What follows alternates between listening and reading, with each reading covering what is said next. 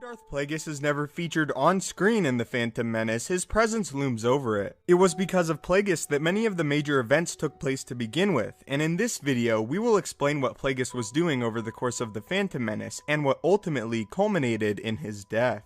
To begin though, we have to look at the time that precedes The Phantom Menace. Plagueis familiarized himself with many individuals that would become key players in the rise of the Empire. On the planet of Sereno, Plagueis not only met with Jedi Master Sifo-Dyas, but Master Dooku, as well as his apprentice Qui-Gon Jinn. The hidden purpose of this meeting was to plant a seed of doubt in the minds of the Jedi, and inform them of a war that was on the horizon. Plagueis also began pulling the strings that would result in Palpatine, secretly his Sith apprentice, becoming a senator, ordering an assassination on another senator that would allow Palpatine to take his place. Plagueis himself endured a vicious assassination attempt that left him scarred and terrified. Because of this, he became paranoid, frightful of any danger looming around any corner. As a result of this, Plagueis removed himself momentarily from the plan of the Sith, leaving its rise in the hands of his apprentice, a mistake he would later pay the price for. Plagueis, however, did not waste this time. He began studying the dark side, examining it from a scientific viewpoint,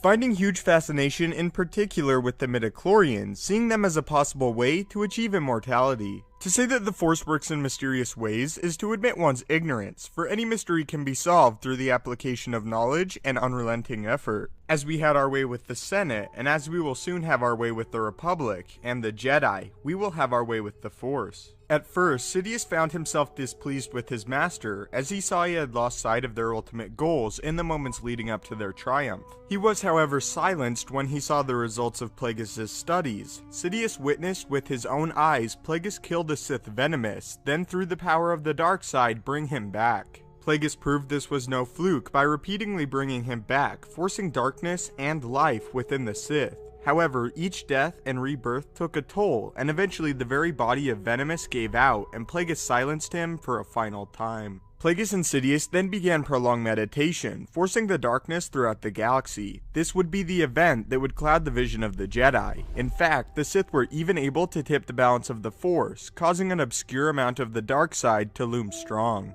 As an interesting side note, this event also likely contributed to the Jedi and other Force users during the Clone Wars being especially susceptible to the dark side, aiding in the turning of the likes of Dooku, Ventress, and Pong Krell, among others, who all prior held ties to the Jedi. The Sith then began the next step in Plagueis' plan, attempting to will the midichlorians to create life. However, this attempt was unsuccessful, as the Force itself began opposing the Sith, and what resulted was indeed the creation of life, but not by the design of the Sith. The Force itself created a being born purely out of it, the boy who would be named Anakin Skywalker. We now reach the events of The Phantom Menace. Plagueis received word of a boy born of the Force and desired to see him for himself. It was this event that drew the Sith Lord out of hiding. Plagueis ventured to Coruscant, determined to see this boy for himself.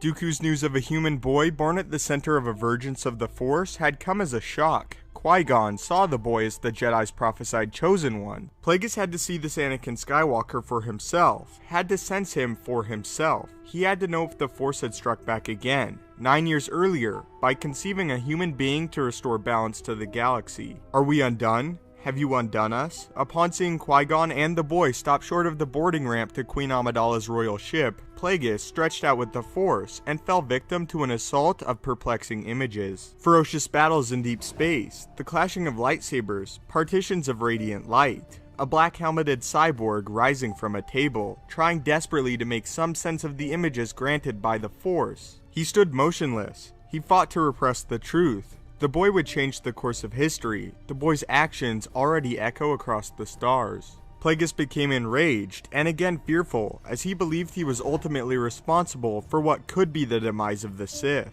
Plagueis only narrowly missed Anakin on Coruscant, as he departed with the Jedi back to Naboo. Plagueis then ordered his apprentice to deal with the Jedi, as if the boy was trained as one, it would mean nearly certain destruction for the Sith Order. Palpatine, however, was moments away from becoming Chancellor, and his absence would be noted. Instead, he ordered his apprentice Maul to deal with the Jedi, which would result in the Battle of Naboo between Maul, the Jedi Master Qui-Gon Jinn, and Padawan Obi-Wan Kenobi. Maul had orders to kill the Jedi and retrieve the boy for the Sith, as a being of such power could not be simply destroyed without further investigation. While Maul was successful at dispatching Jyn, he was defeated by Kenobi due to his own arrogance. During this time, Palpatine persuaded his master to relax, ensuring him the boy as well as the Senate would be theirs. Palpatine was then able to assassinate Plagueis after getting him extremely drunk and electrocuting him with Force lightning. Palpatine thanked Plagueis for his knowledge, but informed him he had become far too trusting and sporadic to rule, and while Plagueis was appreciated for his aid, he was no longer Palpatine's master. The death of Plagueis and perceived death of Maul happened nearly at the same time, as Palpatine felt a great shift in the dark side, obtaining power he had only dreamed of prior. He was, however, for the time being alone, but this was not the case for long. Instead of choosing to acquire the young Skywalker and turn him on his own, he opted to take a different approach, using his place as Chancellor to befriend the boy and sway him to the dark side by becoming a confidant and friend. Palpatine knew the boy had the dark side in him, and that he was fearful, and that fear would lead to anger, then suffering. He was confident, given time, there was no need to destroy him, and that he may in fact be the all-powerful Sith prophesied by the Master of Plagueis, even if his inception was not as the Sith had hoped. So that is what Plagueis and Palpatine were up to during the Phantom Menace, behind the scenes of course. Having this knowledge honestly makes the film more enjoyable, as you are aware of all the pieces in play, not just the view of the Jedi.